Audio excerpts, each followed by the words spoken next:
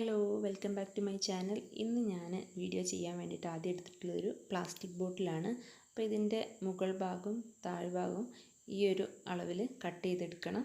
എന്നിട്ട് എന്ത് ചെയ്യുക, ഇതിൻ്റെ ഈ ബാക്ക് സൈഡിലുള്ള ഈ പോർഷൻ്റെ സെൻറ്ററായിട്ടൊന്ന് കട്ട് ചെയ്ത് കൊടുക്കുക. എന്നിട്ട് മറ്റേതിൻ്റെ കഴുത്ത് ഭാഗം അതിലേക്ക് പതുക്കെ ഇറക്കി കൊടുത്തതിന് ശേഷം മൂടിയിട്ട് അടച്ചു വയ്ക്കുക. അപ്പോൾ ചെറുതായിട്ടൊന്ന് ഇങ്ങനെ ഇളക്കി കളിക്കുന്നുണ്ടാവും. ഇനി നമുക്ക് അടുത്ത പരിപാടി പുട്ടി ക്ലേ ഉണ്ടാക്കുകയാണ്. അപ്പോൾ കുറച്ച് ആവശ്യമുള്ള പുട്ടി എടുത്തിട്ട് വെള്ളം ഒഴിച്ച് ഞാൻ നന്നായി മിക്സ് ചെയ്തെടുക്കുന്നുണ്ട്. പുട്ടി ക്ലേ ഉണ്ടാക്കുമ്പോൾ ശ്രദ്ധിക്കേണ്ട പല കാര്യങ്ങളുമായിട്ട് ഞാൻ ഡീറ്റെയിൽഡ് വീഡിയോ ഇതിനു മുന്നേ ചെയ്തിട്ടുണ്ട്. അതിൻ്റെ ലിങ്ക് ഞാൻ താഴെ ഡിസ്ക്രിപ്ഷനിൽ കൊടുക്കാം. അത് നിങ്ങളൊന്ന് ചെക്ക് ചെയ്ത് നോക്കിക്കോളൂ. അല്ലാത്തവരാണെങ്കിൽ ഇത് തന്നെ ചെയ്താലും മതി.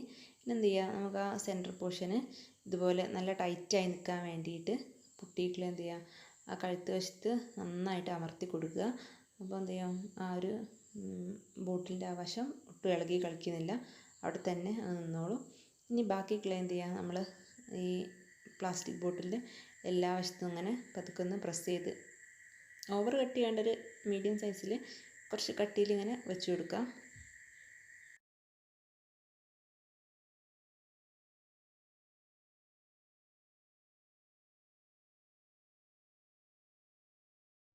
ഇപ്പോൾ ഞാൻ പുട്ടി ഏകദേശം എല്ലാ ഭാഗത്തും ഇതുപോലെ പതുക്കെ സ്പ്രെഡ് ചെയ്ത് കൊടുത്ത് എത്തിച്ചിട്ടുണ്ട്. ഇനി അടുത്ത സ്റ്റെപ്പ് നമ്മൾ ചെയ്യാൻ പോകുന്നത് ഓപ്ഷണലാണ്. ചെയ്യണം നിർബന്ധമൊന്നുമില്ല, പക്ഷെ ചെയ്ത് കഴിഞ്ഞാൽ കുറച്ചുകൂടി ബെറ്റർ ആയിരിക്കും. കാരണം പോട്ട് ശരിക്കും ഇരിക്കാനും കുറച്ചൊരു വെയിറ്റൊക്കെ തോന്നും. അതിന് വേണ്ടിയിട്ട് ഞാൻ കുറച്ച് വൈറ്റ് സിമെൻറ്റ് അതുപോലെ വെള്ളം പാർന്ന് കുറച്ച് ലൂസാക്കി എടുത്തിട്ടുണ്ട്. പ്ലാസ്റ്റർ ഓഫ് പാരീസ് നമുക്ക് യൂസ് ചെയ്യാൻ പറ്റും കേട്ടോ. അതാകുമ്പോൾ കുറച്ച് പെട്ടെന്ന് കട്ടായി കിട്ടിക്കോളും.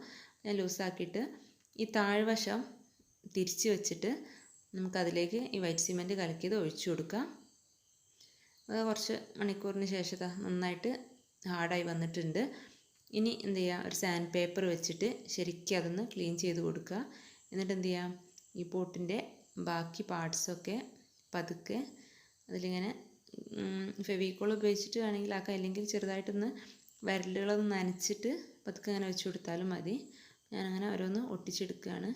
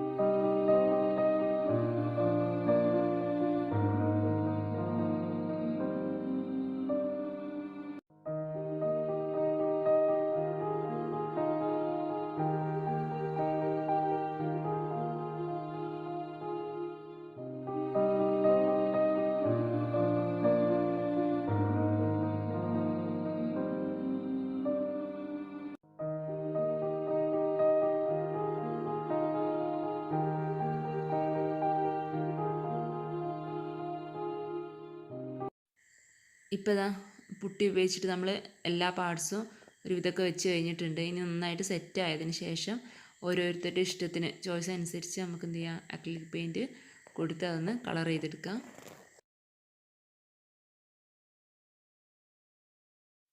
അങ്ങനെ പെയിൻറ്റിംഗ് ഒക്കെ ഏകദേശം കഴിഞ്ഞതാ. നമ്മുടെ കുട്ടി പോട്ട് റെഡി ആയിട്ടുണ്ട്. നല്ല ക്യൂട്ടാണ് കാണാൻ.